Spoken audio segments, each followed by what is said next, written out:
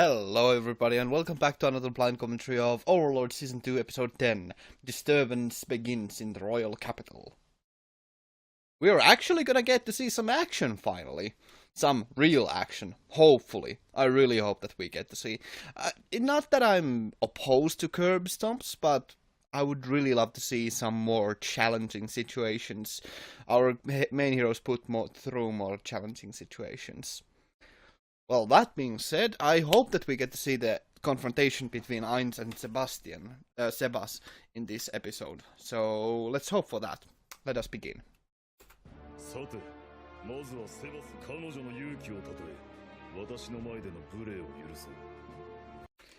This is as intimidating of a presence that I expected. I'm actually kind of surprised that Demiurge and are with Ainz in this situation, though it's understandable why, because, and also sacrifice? What was that floating fetus's name? That guy is also with them, but it's certainly is quite entendre, quite the fellowship that he's traveling with currently. This is rather exciting, I must say.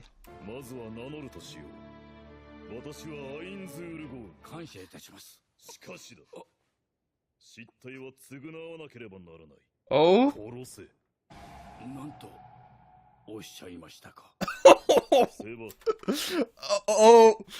Oh, that is pretty goddamn extreme. Just, even though, well, I was not expecting that.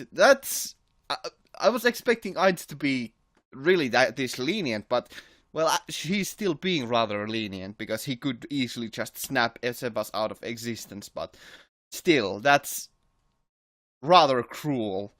It's unexpected.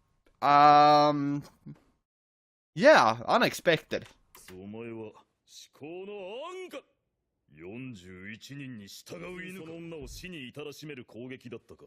間違いございません。ならばこれをもってセバスの忠誠に偽りなし。And interesting, it was just a test of Sebas's loyalty. That is loyalty. That's pretty. I'm both surprised that Sebas was actually loyal enough to do that, but I'm also kind of surprised that they instead didn't want Sebas to go through with it. I'm rather impressed by quite a few things in this episode already. This is exactly as I had hoped for.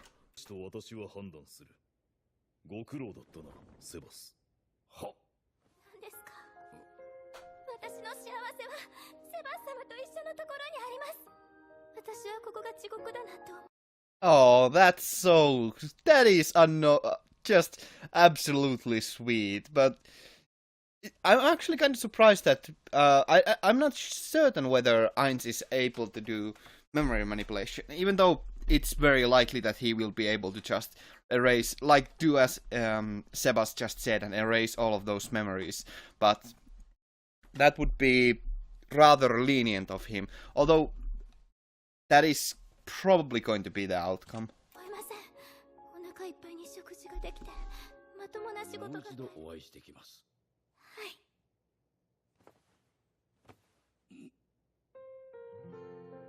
Oh, why am I so that's always a bad sign. That's the true sign of death. That's really, oh god, this is going to end up bad. There's no way this will end up in a good way. I've got a real bad feeling about this. There's no way that this is gonna be so sweet.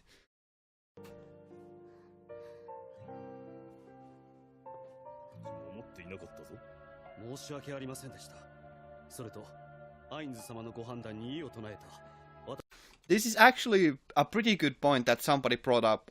Sorry, I can't remember your name, but I do get quite a few comments. But one commentary in the viewer in the comments actually brought this point up, that Demiurge is actually one of the main driving forces behind Nazarick, actually one of the masterminds behind Nazarick, which is actually reinforced in this situation. Like, it's been reinforced in many times that Demiurge is actually fiendishly clever and intelligent as well. Even though Ainz himself is definitely no slouch, but definitely Demiurge plays quite an important role in the ruling and decision making in Nazarick.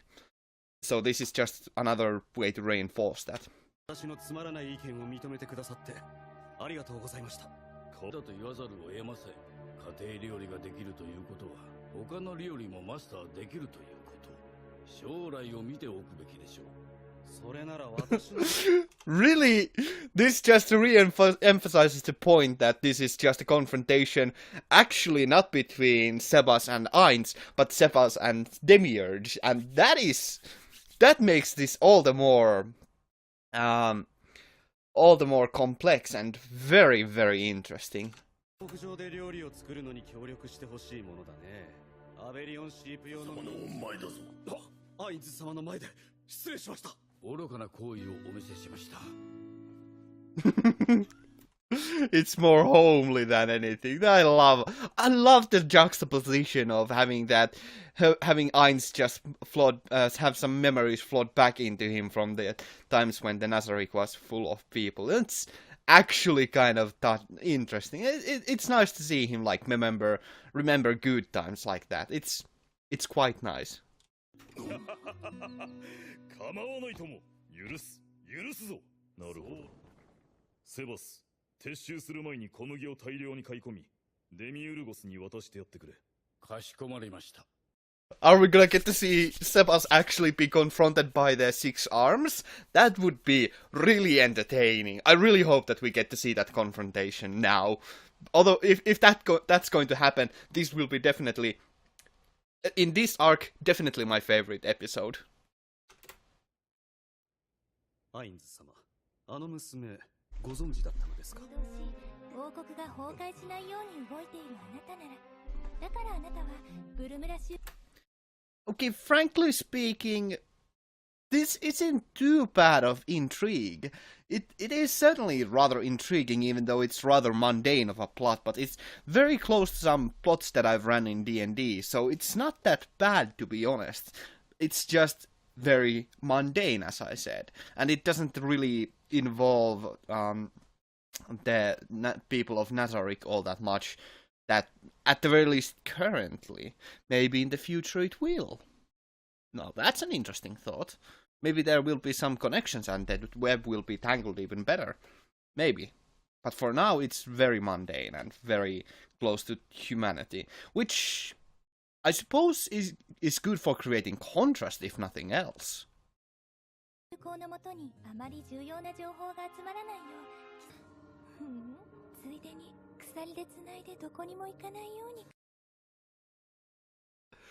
Well, she's even more twisted than I thought. That's interesting, to say the least. At the very least, she's being very different. Yeah, let's go with that. That is, yeah. Chain him up. Jesus. Not that some people wouldn't mind that, but, you know, that's still rather messed up. つまりはお許しください。しかし人間などという下等な生き物を助け I understand a plushie, but that's going a bit far. A couple of body pillows. That's... Yeah. Albedo, you are pretty messed up. Well, some people like body pillows. And if they are not allowed any release, I suppose it's better than nothing. Yeah. 価値があるのでしょうか。アルベドよ。私はアインズール語。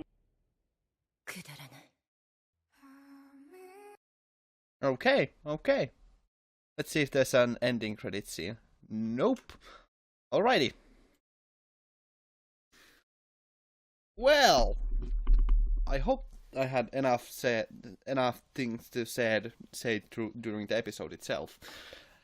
Well, the confrontation between Ainz and Sebas, or rather Sebas and Demiurge, was as exciting as I hoped it would be, and I am more than satisfied with that. It was definitely very entertaining, and I am very happy about it. It was quite the scene to behold, and yeah, it was rather entertaining. I really liked it. It was really quite cool to see that. I must say it was, and I really liked how it reminded Ainz of the time when the guild was together, and that was a really cool reflection or juxtaposition of that, and that kind of bickering, and that's really kind of sweet and makes it just humanizes Ainz even more. So I quite liked it. I just generally liked the first half of the episode really quite a bit. Now the second half, while the episode focused really on the second half mostly on just intrigue and trying to hit the places of the 8 fingers and trying to dispose the current first son of the king, it's not that bad, honestly. It's intrigue, which is something that I quite liked. And I quite like intrigue just in general, and politics and all that kind of stuff. That's generally something that I really do like.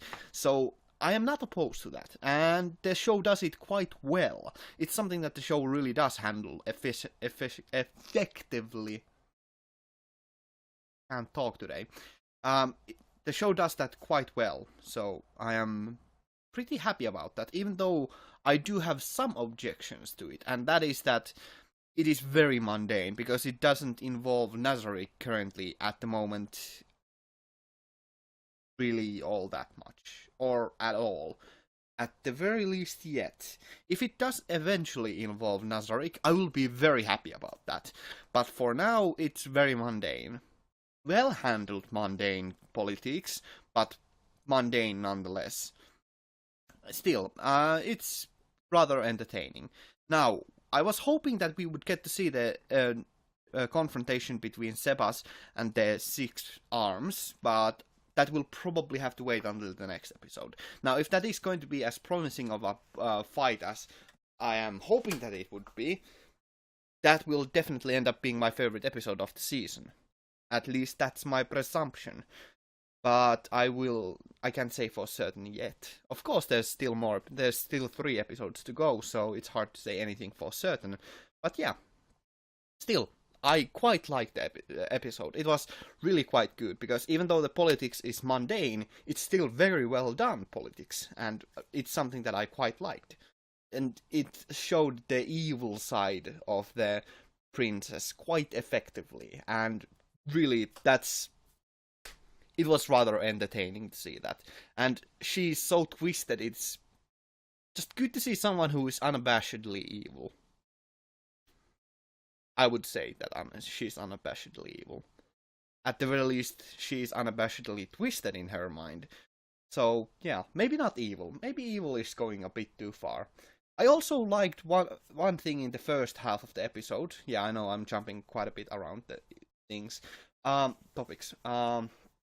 I liked the test that Ainz put Sebas under, that he needed to kill Noir, that Sebas needed to kill the woman that he saved.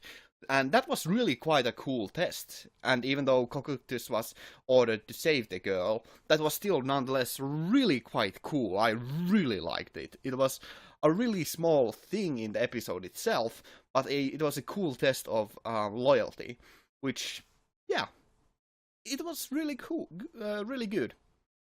Yeah, I liked the episode. I liked the episode quite a bit. I don't have anything else to say. It was just an overall, in this arc, it was definitely the best episode. As good as the demonstration of power of Nazarick? Not, but it's definitely a different episode, different kind of episode, so yeah. That being said, I thank you all very much for watching. I hope to see you all in the future. Have a great day and stay awesome. Ganmu out. Thank you all very much for watching.